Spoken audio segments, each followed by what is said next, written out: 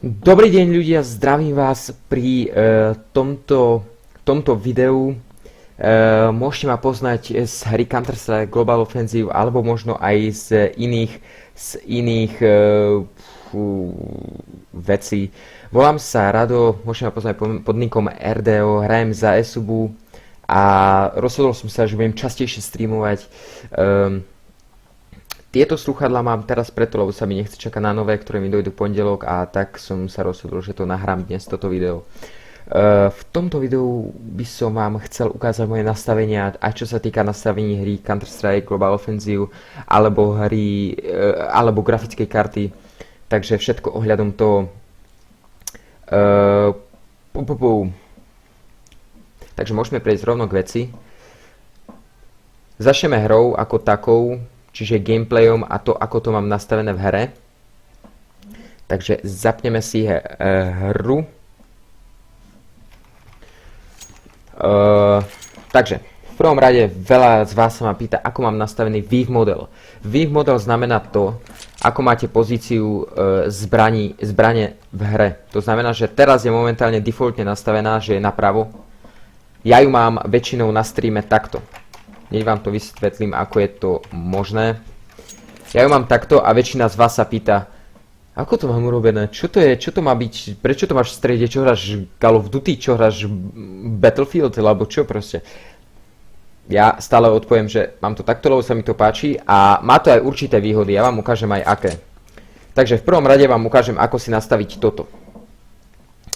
Takto keď sme v hre, tak si dáme konzolu, napíšeme si slovo Vive, ako vidieť, model, takto presne.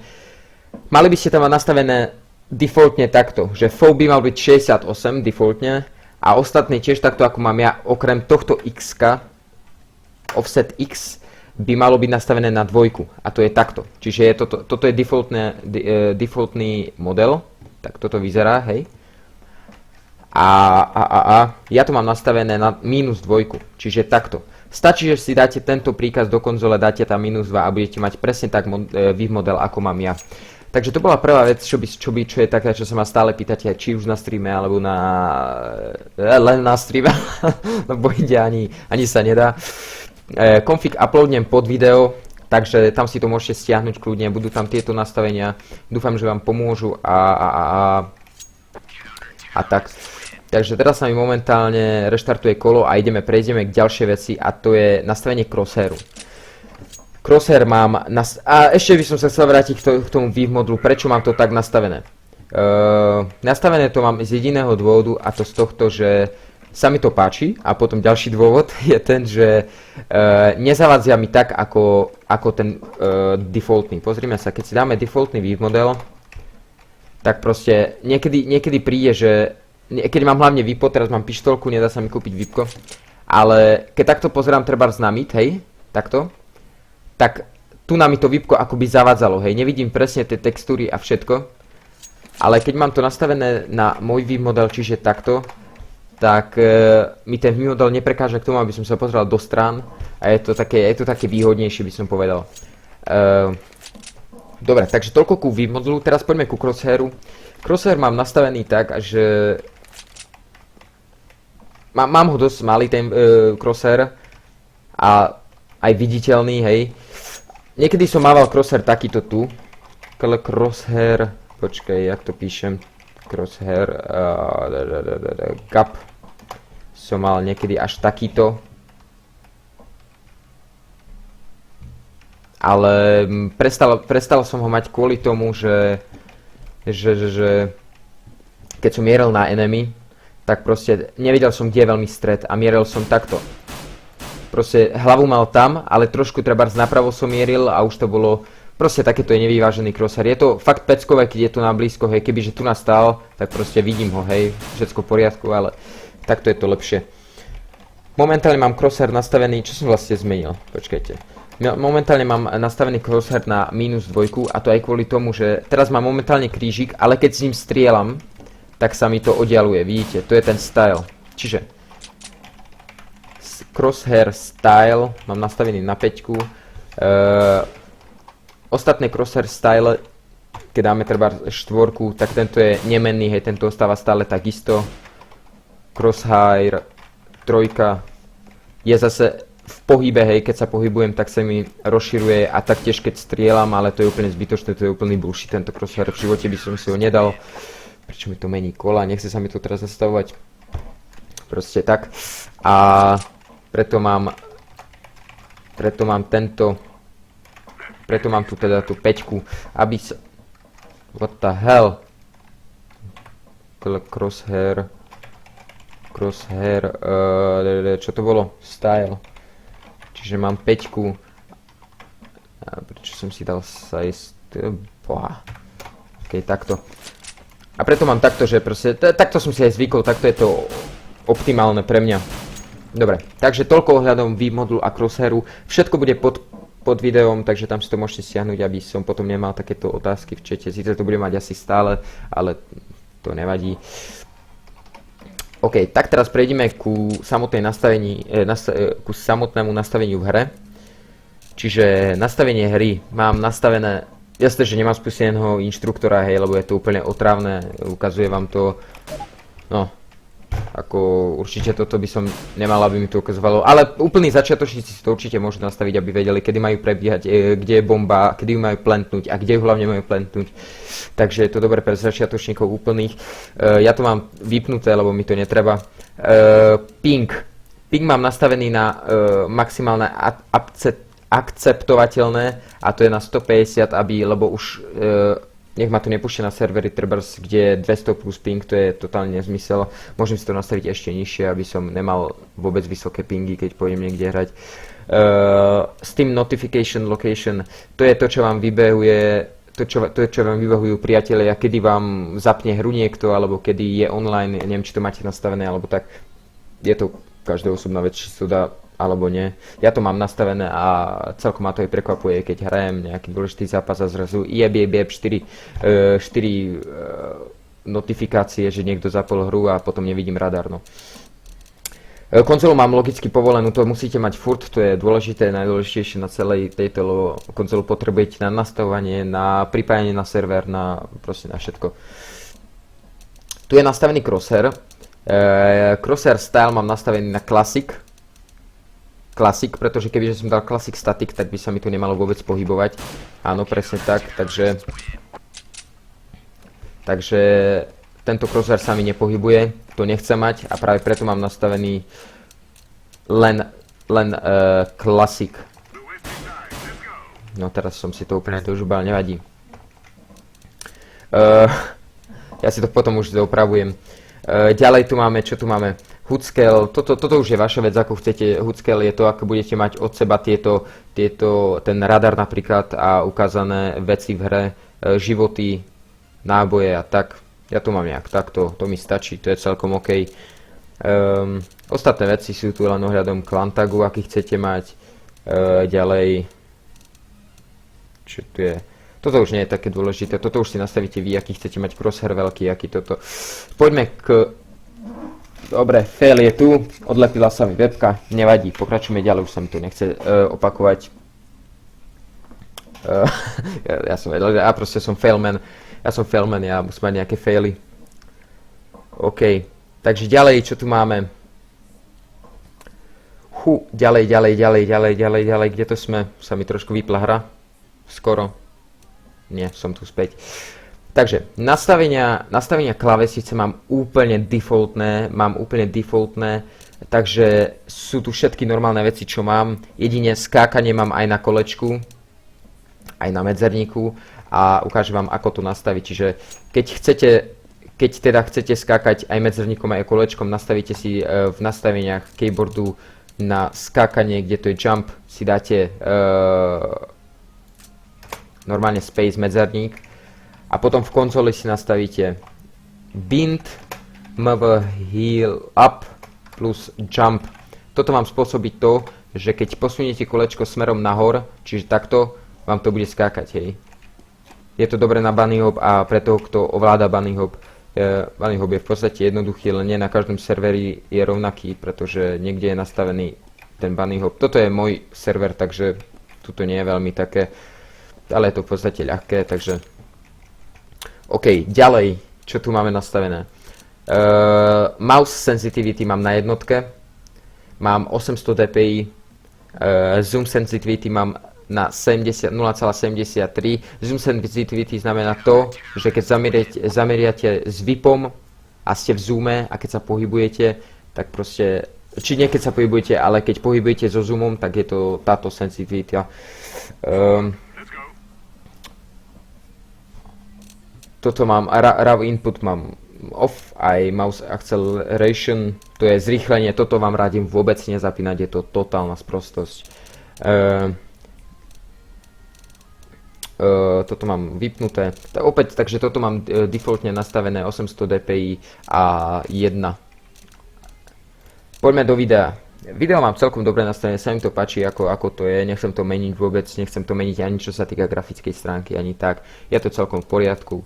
Color mode mám televíziu, lebo keď dám computer monitor, tak mám to úplne takéto, je to síce vyzerá to reálnejšie, ale nepáči sa mi to z toho dôvodu, že je to veľmi tmavé, ale v niektorých tmavých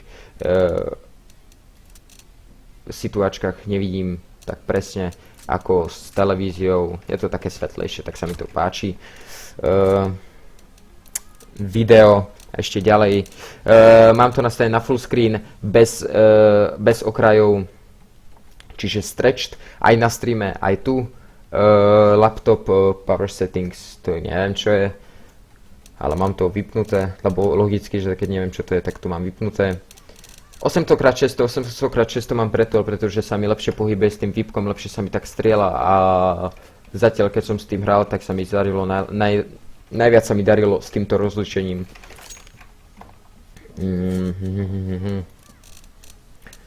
Všetko mám na low, multicore rendering mám enabled, lebo je to dôležité, aby ten procesor pracoval viacejkrát ako má, respektíve nie viacejkrát ako má, ale na 100% aby pracoval.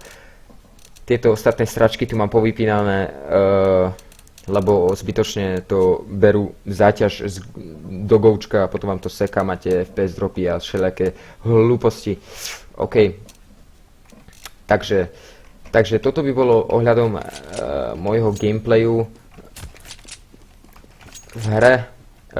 Teraz som si dosť dodgebal crosshair, nemal som taký, ale ja sa to vrátim naspäť, teraz to určite nebudem riešiť. OK, tak som sa sám porozprával a dokonca aj v čete. Ďalej by som vám chcel poukázať moje nastavenie grafickej karty. Toto je tiež veľmi dôležité v tejto hre, pretože grafika je to, čo potrebujete, buď túto hru hráte, pretože to chcete vedieť dobre hrať, na to vám slúžia nastavenia, proste nie veľmi grafické, ale skôr logické nastavenia ako grafické. A ja mám nastavenú grafiku nasledovne. Takže zapneme si zachytávanie okna. Toto je nastavenie NVIDIA, ktorú mám GTX 650, 2 GB, ktorá mi momentálne stačí na všetky hry. Ide mi GTA 5, idú mi ostatné hry, takže je to v poriadku. Prejdeme k rozlišení obrazovky. Ja mám monitor 144 Hz Bank XL 2411, takže ja nemám problém s rozlišením, mám tu fakt HD rozlišenie 1920x1980, mám to aj odporúčané, takže to takto mám nastavené. Vy si nastavte tiež, ako vy máte odporúčané a podľa toho, aký máte monitor, lebo keď máte LG takýto tu, vám to ukážem, keď máte LG takýto tu, tak určite by som vám neradil dávať úplne high rozlišenie, dajte si radšej 1280, aby ste aj tú hru mali menej lagavú. Dobre, niečo som asi rozbil, nevadí. Aby vám to menej lagovalo a také podobné sračky. Color settings mám nastavené tiež v podstate normálne, ale s jednou výnimkou a to tou, že digitálnu vibráciu, pozrite, digitálnu vibráciu by som mal mať defaultne nastavenú nejak takto. Na 50. Hej? Ale ja mám nastavenú na 100 a preto mám tie farby také, by som povedal, také, jak to mám povedať, ostrejšie a také viacej vynikajú. Inak mám, čo sa týka farebnej stránky, všetko normálne nastavené, tak ako mi to kedysi dal môj počítač. OK, poďme teraz pozrieť, že ako máme nastavené, ale Mária ti. Ježiš. OK.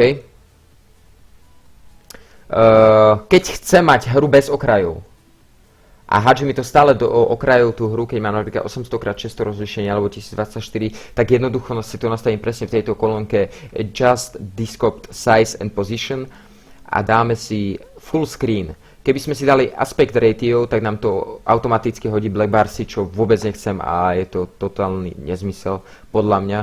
Takže dám si full screen a ukáže mi tú hru tak, ako to má byť na celú obrazovku a v celkom rozlišení. Takže toto je tak.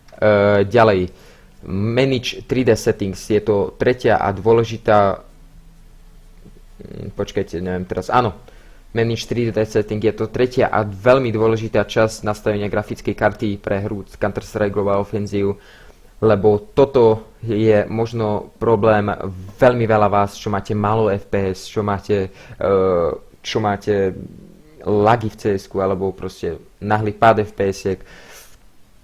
Takže nastavíme si to tak, že dáme si Manage 3D Settings, vyberieme si hru spomedzi hier, ktoré máme buď nainštalovaných, alebo programy, proste čo tu máme, všelijaké cheaty tu mám, ale to si nevšimajte.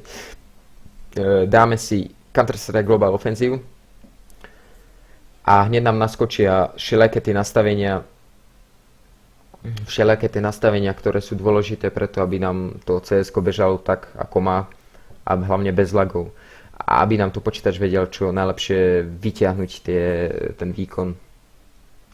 Dobre, takže prejdeme k veci. Tieto nastavenia, čo tu máte, sú v podstate nastavené defaultne, to znamená, že tak ako vám to tam zadali, ale sú tu určité nejaké výnimky, ktoré si musíte nastaviť, aby vám to CS-ko nesekalo. Takže v prvom rade vertikálna synchronizácia, je to toto tu. Ak to máte zaškrtnuté, nečudujte sa prosím, že máte strašný pokles FPS, lebo to neskutočne odoberá akoby živiny z počítača a hlavne z tej hry. Takže ak to chcete mať, počkajte, mám tu dosť tmu. Dobre, mám tu viacej tmu, nevadí. Takže vám to strašne bere z počítača a z hry živiny, tak si dajte prosím off a uvidíte ten nárast FPS. Ďalej, tieto veci, texture filtering, texture filtering, aby som sa vyjadroval aj trošku inak, si zapnite, lebo vám to filtruje tie textúry a tie textúry nemajú taký odber toho výkonu. Väčšina ľudí bude mať tu na kvalitu nastavenú, že high quality, alebo performance. Ja radím si dať high performance, aby vám to vyťažilo čo najviac výkonu a niečo čo najviac tej grafiky, teda keď chcete mať vyššie FPS. Refresh rate, najväčšie povolené, to znamená, že to, čo mám, taký, aký má monitor, to znamená 144 Hz, tak mi to tu automaticky hodí 144 refresh rate.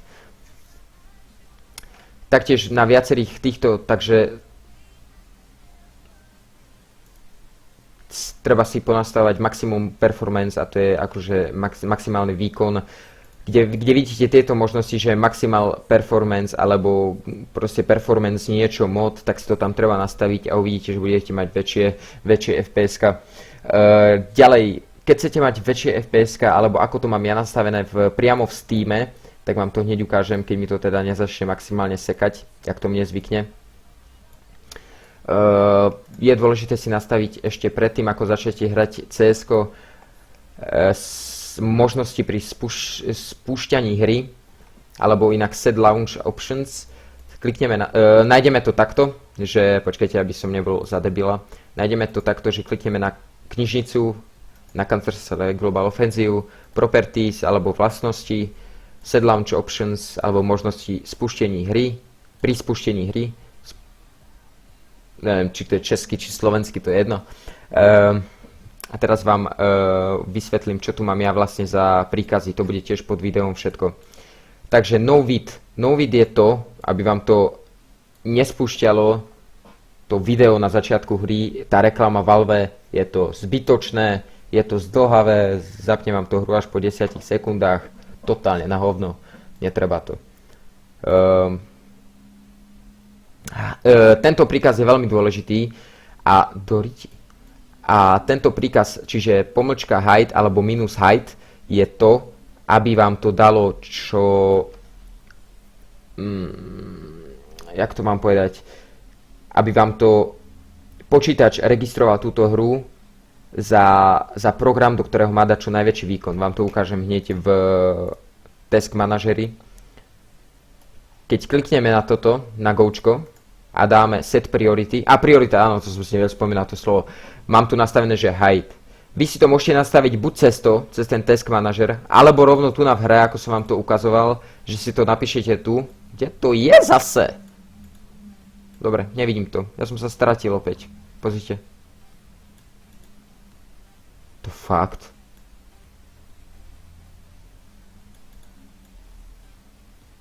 To si nerob zo mňa srandu. No, tuto je. Dobre, takže je toto preto, aby vám to vyťažilo čo najväčší výkon z kompu pre túto hru. Trec, neviem ako sa to číta. Kde to mám zase, bože, tuto je. Takže toto je príkaz na to, aby ste tu napísali, koľko máte presne, koľko máte jadier v procesore. Ja mám 4, lebo mám 4-jadrový komp. Keď tu máte 2 jadra, tak tam napíšete 2. Frekvencia monitora 104, ešte raz mi to urobí a rozbijem telku. Frekvencia 144 Hz, toľko, koľko mám na monitore. Refresh tiež tak 144, tick rate 128, to je tiež dôležité preto, aby ste to nehrali ako public, ale ako na normálnom serveri. Heap size, neviem čo to je, neviem prečo to tu mám, nevadí, ale určite to niečo znamená. Niečo preto, že mi to neseká. A exec, auto exec, to vám otvorí vlastne ten config, čo máte. OK, tak toto je odo mňa všetko. Dúfam, že nebudem dostávať už veľa takýchto otázok na stream, pretože musím to tam stále vysvetľovať, že čo mám s Viv modlom, čo mám s crosshairom, ako to mám nastavené, what the fuck. Jasné, že to budem hovoriť, keď sa na to spýtate, ale aspoň to trošku obmedzi a dám to na stránku, takže tak. Toľko bolo ohľadom môjho konfigu, díky, že ste si to pozreli a vidíme sa na najbližšom streame niekedy, neviem kedy. Nechcem to hovoriť, lebo ak to poviem, tak to si môžete pozrieť už po tom streame a budem to mať nejak blbo. Takže díky za pozretie. Keď sa vám to páčilo a mohol by som robiť ďalej takéto návody všelijaké, ďalej takéto tutoriály, tak určite môžem niekedy. Takže čaute, držte sa a vidíme sa na streame.